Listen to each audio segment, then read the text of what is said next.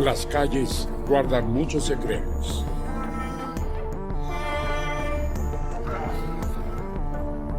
Desde callejones en el corazón de Londres hasta el camino rural más tranquilo, todos han sido testigos de crueldad, violencia, celos y desesperación. Han visto crímenes pasionales y asesinatos a sangre fría. Han visto a asesinos escapar y asesinos llevados ante la justicia. En esta serie investigaremos los crímenes más notorios y los misterios intrigantes.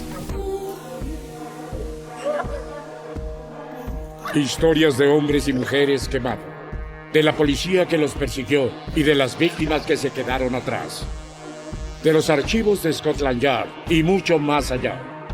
Esta es la oscura historia de nuestras calles. Mapas de asesinatos, presentado por Nicholas Day.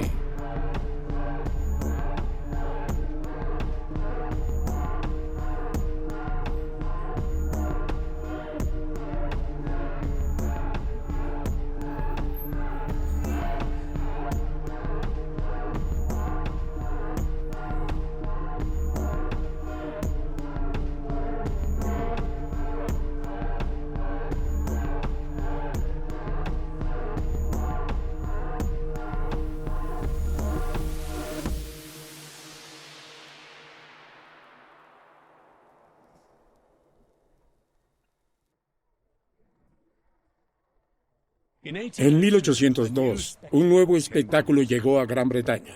Una mujer francesa de 40 años llegó a Londres con una colección de esculturas de cera. Marie Tussaud era su nombre. Sus exhibiciones más populares desde el principio fueron modelos de los infames y los odiados, reales guillotinados, criminales ejecutados. Y cuando Madame Tussaud inauguró una exposición permanente en 1835, encontraron un nuevo hogar, la Cámara de los Horrores.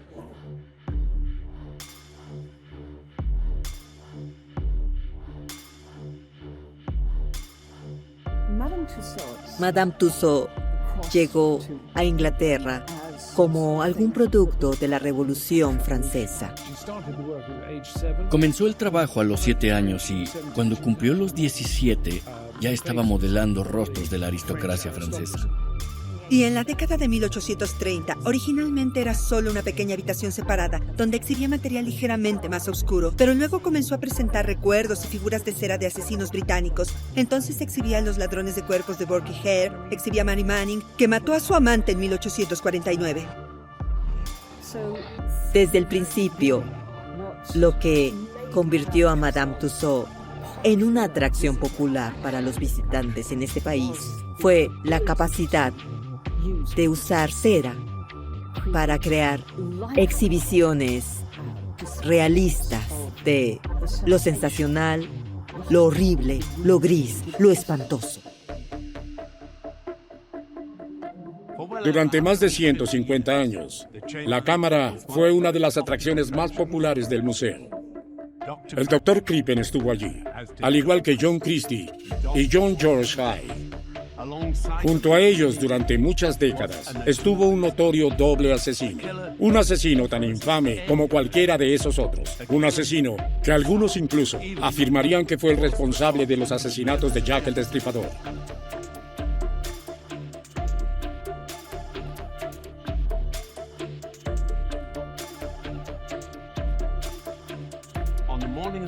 En la mañana del sábado 25 de octubre de 1890, Frank Hall era un hombre muy preocupado. El portero de 31 años no había visto a su esposa Phoebe, ni a su hija Tiggy, de 18 meses, desde el día anterior, y nadie sabía dónde estaba.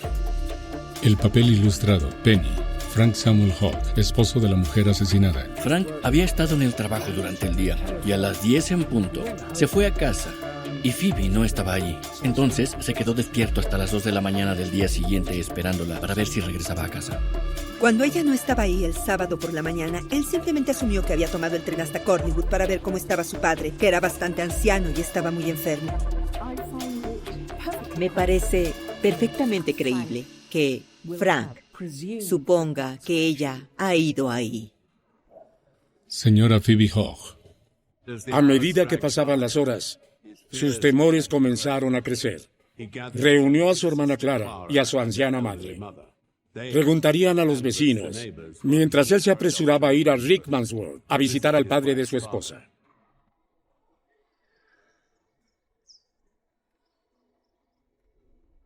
El sábado por la mañana, varios miembros de la familia Hogg salieron a buscar a Phoebe, suponiendo que Phoebe había ido a Chorleywood. Sospecho que desde su mismo espíritu brotaba una especie de rabia justiciera, planeando tener un enfrentamiento con la familia, porque había estado tratando de limitar sus relaciones con su familia, para que solo pudieras ir ahí por invitación. Entonces comienzo a pensar, si ella no hubiera ido a Chorleywood, ¿a dónde habría ido?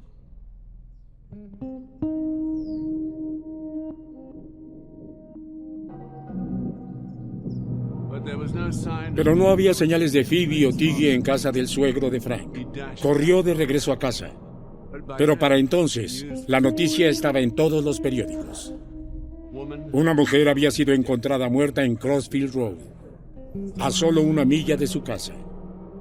La hermana de Frank, Clara, y una vecina solidaria ya se dirigían a la morgue de Hampstead. Y eran poco después de las 11 de la mañana cuando llegaron ahí.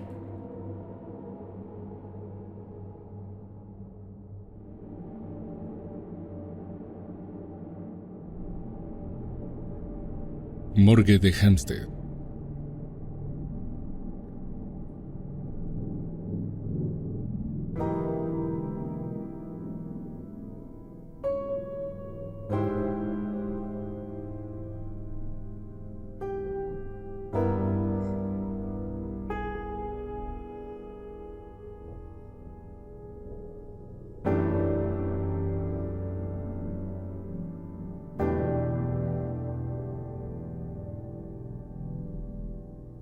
Al principio, Clara y la vecina no reconocieron a la mujer en la mesa. Pero el inspector Bannister, el detective principal, sabía lo diferentes que se veían las personas al morir, especialmente aquellos que habían sufrido. Instó a las mujeres a echar un segundo vistazo. Hasta ese momento, el inspector Bannister había prestado poca atención a la joven que había acompañado a Clara. Una amiga de la familia, había pensado. Alguien que estaba ahí para apoyarla. Ahora, esta vecina perdió todo el control. Arañó el brazo de Clara, rogándole que cambiara de opinión, que dijera que estaba equivocada, que no era Phoebe, que se había equivocado.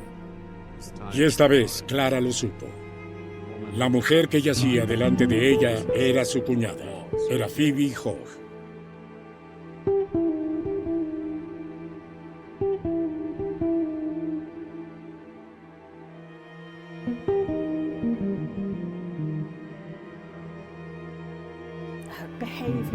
Su comportamiento iba más allá de lo que podría haber esperado de una mujer molesta al ver un cadáver en ese estado. Se puso cada vez más agitada. No la mires, no la mires, no la toques. Y ella seguía tratando de apartarla. Y Clara seguía diciendo, no me jales, déjame en paz, detente. Y ella dijo, no, no es ella, no es ella, aléjate, aléjate. Y por supuesto, despertando todo tipo de sospechas por parte de la policía en cuanto a su comportamiento.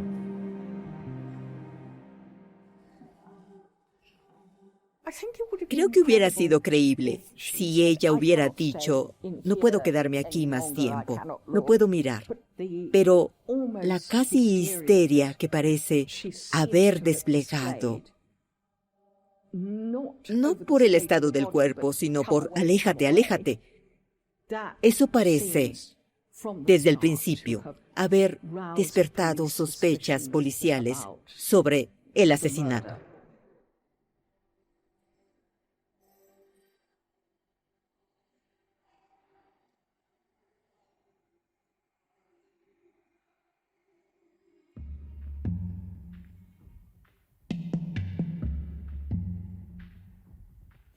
La joven vecina era la señora Mary Percy.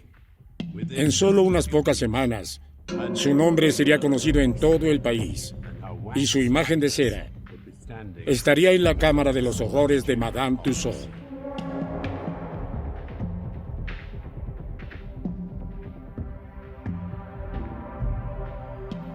La tragedia de Hampstead.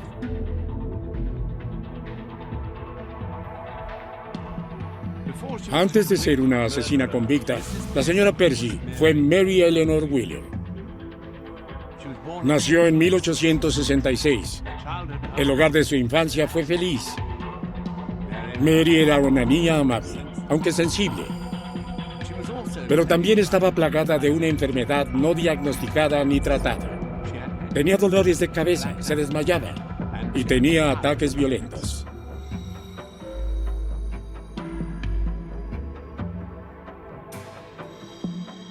Bueno, hay una historia de cuando tenía 2 años. Se tiró de cabeza y sufrió bastante. Como resultado de esta caída, ella se quejaba regularmente de dolores de cabeza y algunos de los síntomas que presentaba son los de la epilepsia.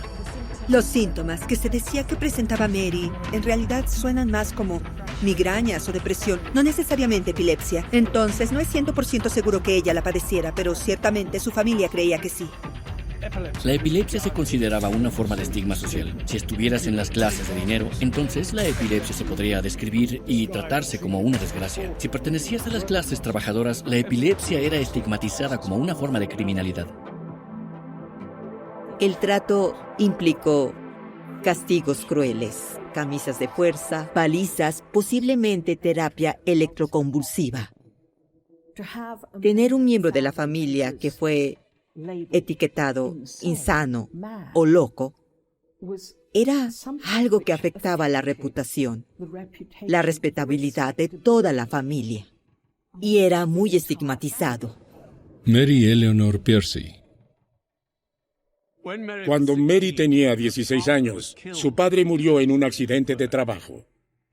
Su muerte destrozó a la familia. Al cabo de un año, Mary había intentado suicidarse. Luego se mudó de la casa familiar en el este de Londres y durante 5 años no se supo nada de ella. Su familia creía que estaba muerta. De hecho, todavía estaba en Londres. Vivía con un apuesto carpintero llamado John Percy y se hacía pasar por su esposa. Estuvieran casados o no, la relación era inestable. John Percy. Mary Eleanor Percy. Tenía 18 años, creemos. Eso parece haber sido cuando comenzó la relación. Vivían juntos y ella tomó su nombre y se presentó como la señora Percy, pero en realidad solo vivían en pecado, lo cual no era lo más inusual en la sociedad victoriana, pero no era algo que la sociedad educada hiciera. John Percy.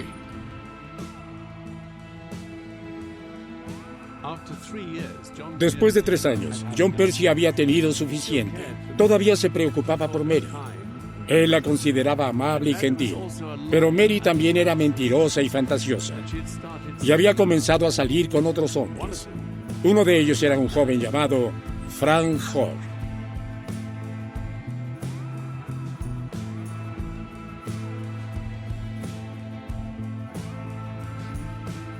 Dos calle Priory.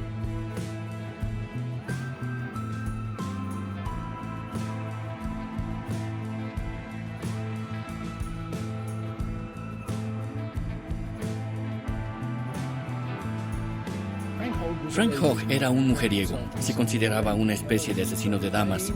Era muy vanidoso y pensaba que cualquier mujer que lo viera automáticamente lo amaría. Creo que tenemos que aceptar que debe haber tenido cierto grado de encanto. Debe haber tenido una manera agradable. Es muy mundano. El comienzo de su aventura con Frank Hogg. El padre de Frank tenía una tienda de comestibles y cuando murió su madre, María, se hizo cargo. Frank trabajaba para ella como asistente y Mary era una de sus clientes. Entonces habría ido a la tienda de comestibles, charlado con Frank y una amistad y luego una relación comenzó de esa manera. Sospecho que lo más probable es que ella, por supuesto, tuviera la ventaja de poder invitar a los caballeros a regresar a su alojamiento en la calle Priory, porque vivía ahí sola. Frank tenía una llave de las habitaciones de Mary Percy. Él puede entrar cuando quiera. Y los vecinos de las habitaciones de arriba siempre lo conocieron como el señor Percy. Entonces hubo una aventura. El problema con el desarrollo de una aventura era su futura esposa, Phoebe.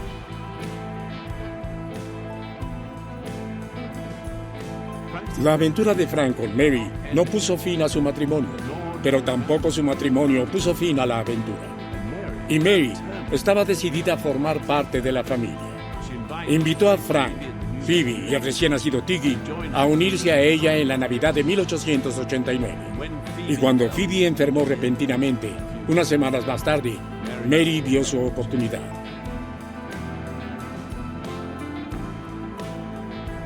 Cuando Phoebe no se recuperó de la debilidad posterior al embarazo, se enfermó en enero con probablemente los efectos del absceso uterino, que luego se descubre durante la autopsia.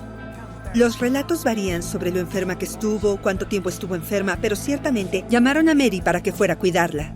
Es probable que haya ido a ayudar como amiga de la familia. En ese momento, la madre de Frank no gozaba de buena salud. Entonces, tenían a Phoebe enferma en un dormitorio y a Mary que prácticamente se ha mudado. Frank estaba en casa, así que de nuevo es una especie de enfermería bastante egocéntrica. Mary estaba ahí principalmente porque Frank estaba ahí y era una oportunidad de verlo. La recuperación de Phoebe fue lenta. Demasiado lenta, pensaron algunos de su familia, que temían que los Hawks la estuvieran maltratando. Fue solo cuando Phoebe fue a quedarse con ellos que tuvo progresos. Pero ella era una mujer casada, no podía alejarse de su marido para siempre. Regresó a su difícil vida en la calle Príncipe de Gales. Phoebe no era una mujer feliz.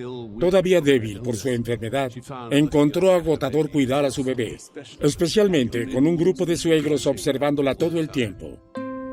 Le rogó a Frank que los dejara mudarse a un lugar nuevo, un lugar donde pudieran comenzar de nuevo, solo ellos tres. Él se negó. Cuando se casaron, se mudaron con la madre de Frank y su hermana Clara. Todo es un ambiente muy concurrido, y con el bebé también. Los roces entre las familias eran inevitables. Su hermana parece haber sabido todo el tiempo lo que estaba pasando. Supervisó la vida de Frank muy de cerca y también parece haber sido amiga de Mary. Así que eso habría causado una incomodidad. Sabemos que hubo peleas frecuentes. Y es muy probable que la familia Hogg se pusiera del lado de Frank en lugar de cualquier otra cosa. Como resultado, Frank les prohibió ver a Phoebe, los expulsó de su casa. Entonces, había una especie de cisma ahí que él no le permite ver a su familia. Y eso debe haber sido una fuente de estrés para ella y una fuente de tensión entre los dos.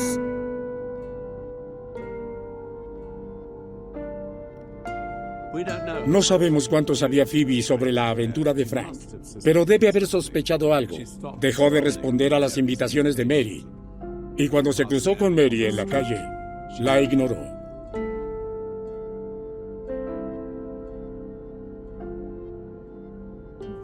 Si pensamos en los confines de estas familias, el hecho de que Mary fuera y viniera del apartamento, el hecho de que estaba ahí cuando Phoebe estaba enferma, pero no parecía estar ahí por Phoebe, sino por Frank. Phoebe no lo habría ignorado.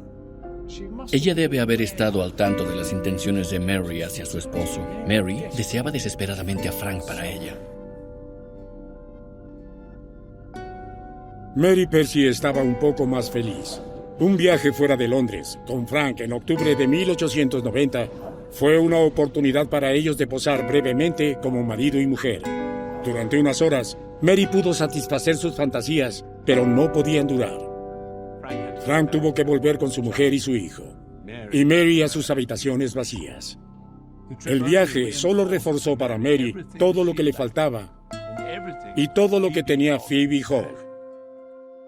2 semanas después, Mary escribió una carta, llamó a un niño y le pagó 1 centavo para que la llevara a la calle Príncipe de Gales.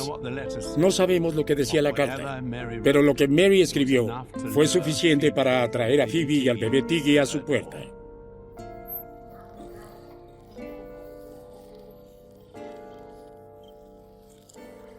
Impactante asesinato de una mujer en Hampstead.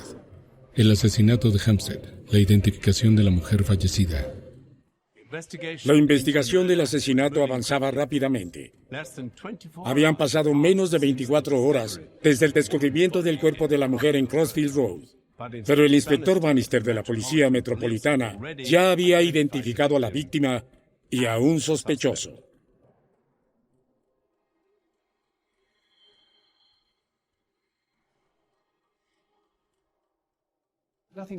Nada podría ser más errático que el comportamiento de la señora Piercy después del asesinato de Phoebe Hogg.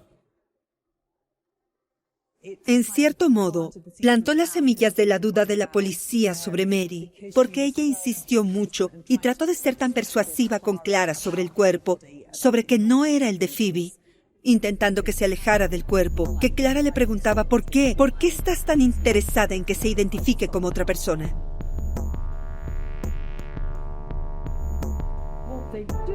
Lo que hacen es pedir, visitar el hospedaje de Mary.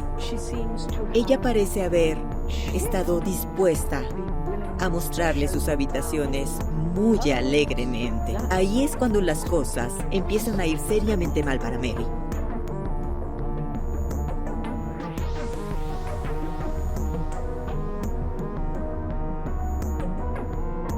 En la sala y alcoba, todo parecía en orden. La cocina era otra historia. Una ventana se había hecho añicos, y recientemente también, porque los vidrios rotos aún estaban en el suelo afuera. Y había sangre. Se salpicó en el techo, y en las paredes, en las ventanas y el suelo. Estaba en todas partes.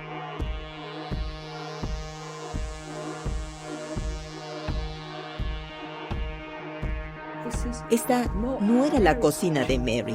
Esta era la cocina de todo el establecimiento. Era una cocina compartida. Entonces, no había una razón automática por la que ella podría haberlos esperado para pedir ver la cocina.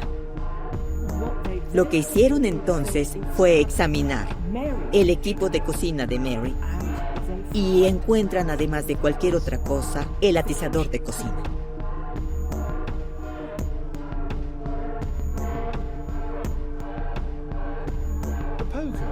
El atizador está cubierto de sangre y cabello enredado, y cuando se le pidió que lo explicara, dijo, maté ratones, y seguía repitiendo esto. El comportamiento de Mary se había vuelto claramente sospechoso. Entró a su sala y comenzó a tocar el piano y a cantar fragmentos de baladas populares de la época. Eso fue lo que empezó a convencer al inspector Bannister de que esto era, de hecho, la escena de un crimen.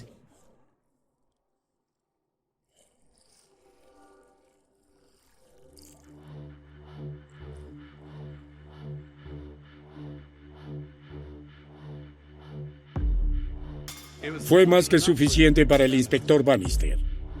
Arrestó a Mary bajo sospecha de asesinato. Fue transportada a la estación de policía de Kentish Town para ser interrogada.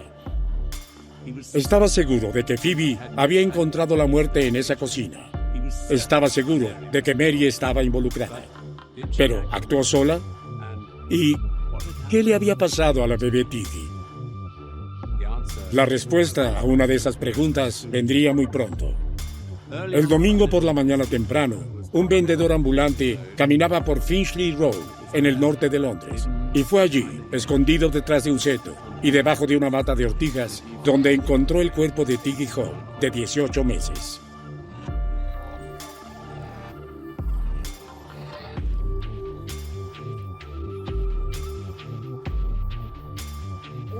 Aunque estaba muerta, no había estado sujeta al mismo nivel de violencia que su madre. Probablemente la habían asfixiado, pero también había cierta sospecha de que simplemente podría haber muerto por exposición al frío. Ella era bastante joven y era una noche fría.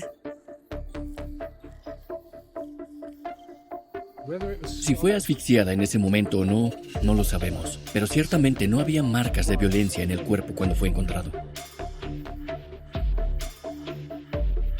Mientras se examinaban los cuerpos de la madre y la niña, la policía reunió el resto de las pruebas. Estaban seguros de que se había producido violencia en la casa de Mary, en la calle Pliony. Allí se encontró sangre en docenas de prendas de vestir y muebles, y claramente se habían hecho intentos de limpiar algunos de ellos. La policía también estableció que la carriola encontrada tirada a 2 millas del cuerpo de Phoebe había pertenecido a la víctima. Sus experimentos demostraron que era lo suficientemente fuerte como para soportar el peso de un adulto.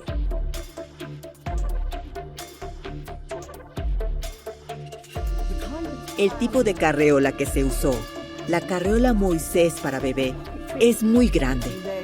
Quiero decir que no eran las carreolas modernas relativamente pequeñas.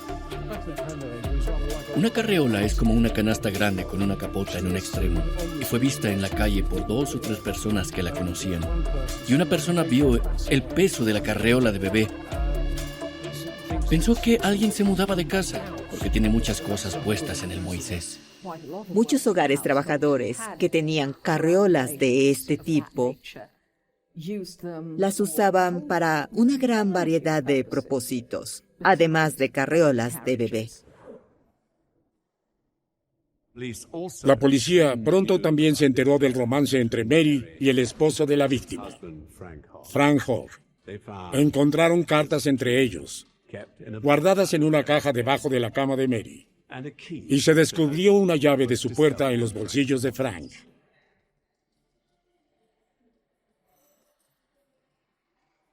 La evidencia contra Mary Percy fue totalmente abrumadora. El arma homicida, las habitaciones manchadas de sangre, todo esto apuntaba a su culpabilidad. No hay ninguna señal que sugiera que Phoebe Hogg podría haber sido asesinada en cualquier lugar que no sea la cocina de Mary Percy. Es por eso que la evidencia en realidad tiene tanto peso, porque nunca se ofrece una alternativa creíble. Hay todos estos fragmentos de evidencia que apuntan hacia Mary, pero lo más importante, a la sociedad victoriana, una vez que se descubrió que había tenido una aventura con un hombre casado, creo que la opinión pública estaba en contra de ella. Era culpable a los ojos de la gente.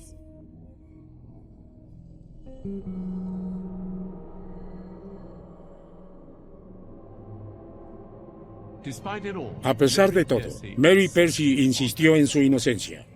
No ofreció una explicación convincente de las pruebas en su contra, pero tampoco incriminó a nadie más. Los investigadores especularon sobre la participación de su amante, el esposo de Phoebe, Frank, pero no pudieron encontrar evidencia que respaldara sus sospechas. Sin evidencia que sugiera la participación de Frank Hogg o cualquier otra persona en el crimen, Mary Percy enfrentaría los cargos sola. Necesitaría dinero para su defensa y no tenía nada propio. Afortunadamente para Mary, había quienes estaban demasiado dispuestos a ayudar.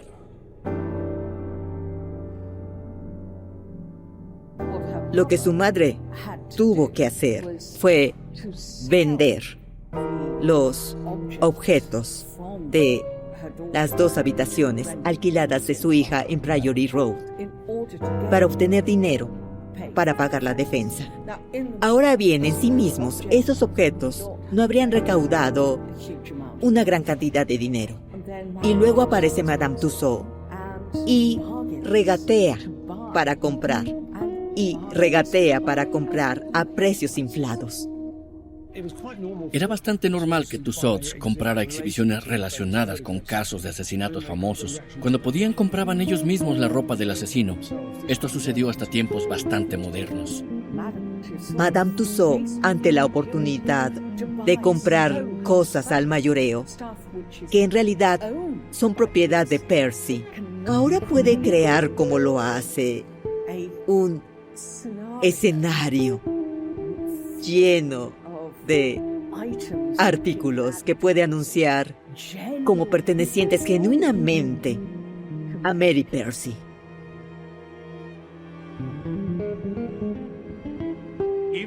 Incluso cuando su juicio comenzó, el 1 de diciembre de 1890, se estaban haciendo planes para agregar a Mary Percy al monstruoso elenco de la Cámara de los Horrores.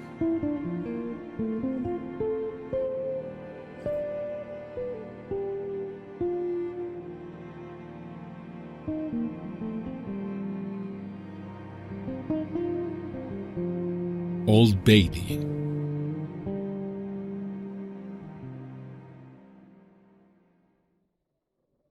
El juicio de Mary Percy comenzó el 1 de diciembre de 1890. Fue acusada del asesinato deliberado de Phoebe Hogg y de la bebé de 18 meses, Tiggy Hogg. El caso ya era sensación en la prensa. El lúgubre juzgado número 1 de Old Bailey estaba abarrotado cuando sacaron a la prisionera de las celdas. Últimos telegramas. Los asesinatos de Hampstead. Juicio de la señora Percy. La historia del crimen. El caso llamó la atención del público debido a los supuestos vínculos con los asesinatos de Jack el Destripador. La sugerencia fue en ese momento, y ha sido desde entonces, que el brutal asesinato de Phoebe Hogg mostró similitudes con el asesinato de las víctimas de Jack el Destripador. El degüello y el abandono del cuerpo. Todo esto es una tontería, pero no hay pruebas que vinculen los dos casos. En ese momento, se temía que el asesino Jack el Destripador se hubiera mudado del este de Londres a Hampstead, a Abbey Road.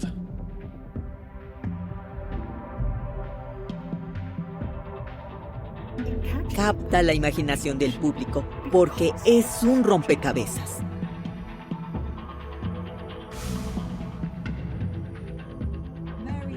Mary no se ajustaba a la imagen que los victorianos pensaban que debía tener un asesino. Tienes esa contradicción entre los crímenes de los que ha sido acusada y el hecho de que es una gran lectora de novelas románticas. Ella tiene un verdadero sentido del romance. Ella escribió muchas cartas de amor a Frank que fueron leídas en la corte.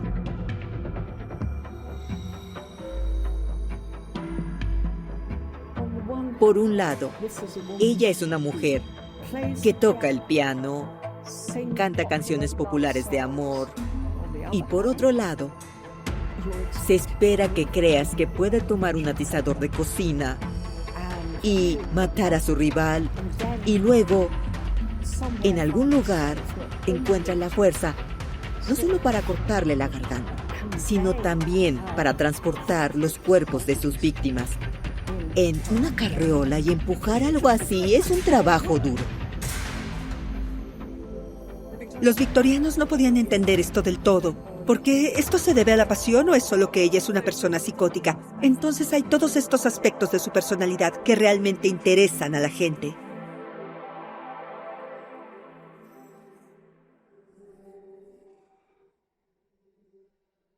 Mary se declaró inocente, pero había dejado poco para trabajar en su defensa. En todas las semanas, desde su arresto, a lo largo de la investigación y el proceso de internamiento, se había negado a explicar lo que realmente había sucedido y había rechazado el consejo de buscar el cargo menor de homicidio involuntario.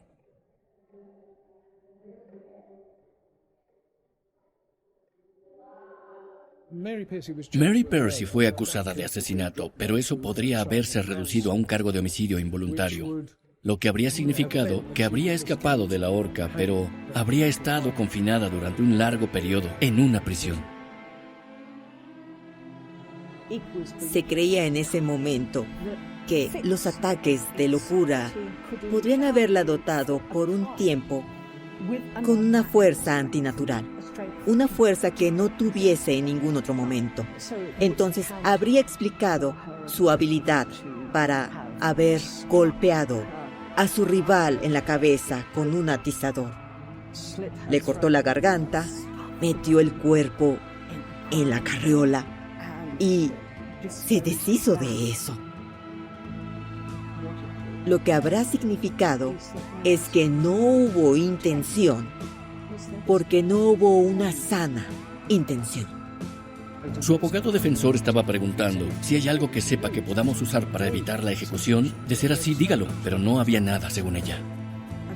En lo que respecta al equipo de defensa de Mary, era el camino a seguir.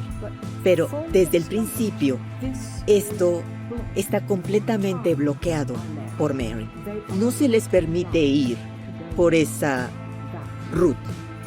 Ella no lo aceptará. Y surge la pregunta, ¿por qué? La tragedia de Hampstead. Ella no quería que la gente pensara que había cometido crímenes bajo locura temporal o como resultado de su epilepsia.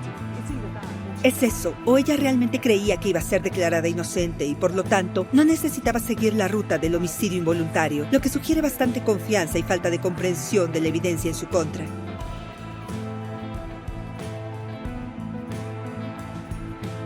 El joven abogado de Mary, Arthur Houghton, hizo todo lo posible, pero no llamó a ningún testigo y no pudo ofrecer una explicación alternativa de los crímenes.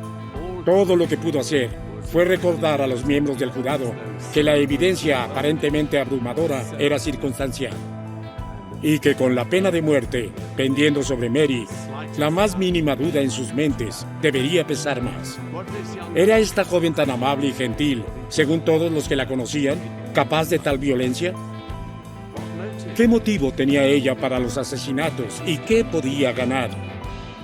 Fue una estrategia pobre y que fracasó. El tercer día del juicio, el jurado emitió un veredicto de culpabilidad. Mary Percy fue sentenciada a muerte.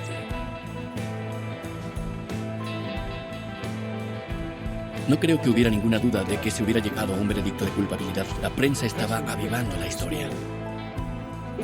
Es interesante que el jurado tarde casi una hora en llegar a su veredicto. Ahora, los casos en ese momento, que estaban claramente abiertos y cerrados, los jurados podían entrar y salir de sus deliberaciones en 10 minutos. Pero en este caso fueron 52 minutos. Creo que había algunas dudas sobre su culpabilidad simplemente porque el público y el tribunal no podían entender que Frank no estaba involucrado. Creo que siempre ha habido una tendencia a pensar que si las mujeres han cometido un delito, un hombre debe haberlas provocado o un hombre debe haber asumido el papel principal. Apenas una semana después de que el juez se pusiera su gorra negra, se abrió una nueva atracción en Madame Tussauds. Mary Percy aún no había muerto, pero las multitudes ya pasaban frente a su figura de cera en la Cámara de los Horrores. Estaba de pie en una réplica exacta de su cocina, salpicada de sangre, con su propia mesa a su lado, su propia chimenea, su propia ropa y la carriola de Phoebe Hogg esperando cerca.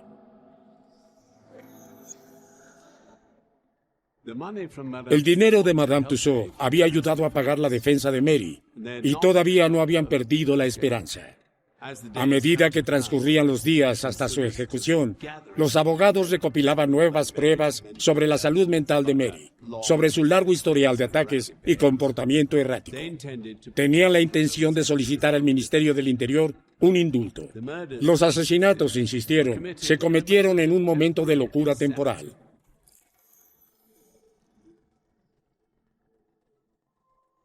Su abogado, el señor Frick Palmer, no pensó que habría simpatía pública por ella como para justificar una petición. No pensó que obtendría suficientes firmas porque la gente quería verla ejecutada. Sin embargo, hizo un par de esfuerzos para que se elevara una petición.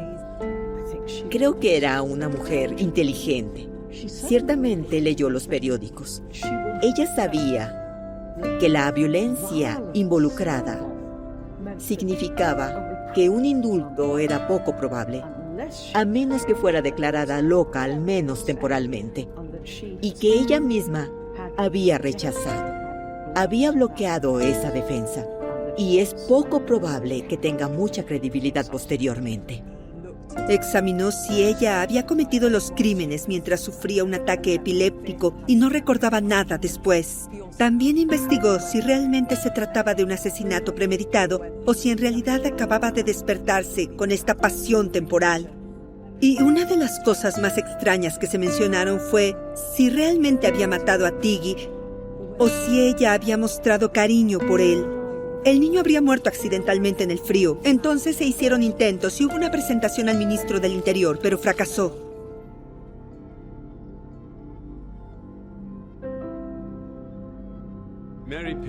Mary Percy iría a la horca. En sus últimos días, su anciana madre la visitó una y otra vez. Le rogó a Mary que le revelara todo lo que sabía. Si era inocente, como todavía insistía Mary, ¿qué había sucedido realmente?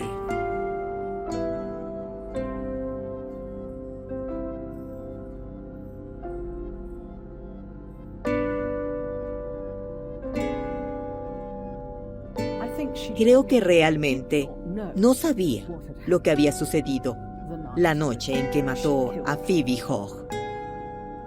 Sospecho que ella realmente cerró su mente a eso. Me parece que ella misma inventó lo que decía haber sucedido, porque eso en sí mismo le dio consuelo. Estaba acostumbrada a vivir ficciones y a creer en ellas en su propia vida.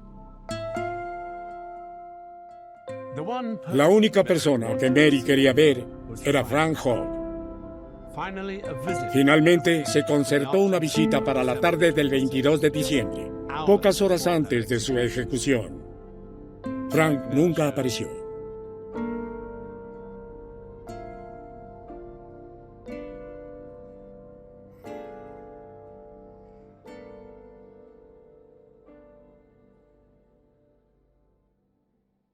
Lo que ella no sabía, por supuesto, es que la familia de Frank había ocultado la noticia de que ella le pidió verlo. Para la familia Hogg, todo debe haber sido una completa pesadilla. El papel ilustrado, Penny. La prensa destroza absolutamente su reputación y, por implicación, la de su familia. Y cuando finalmente se dio cuenta de que él nunca vendría a verla, ella simplemente se derrumbó y se echó a llorar.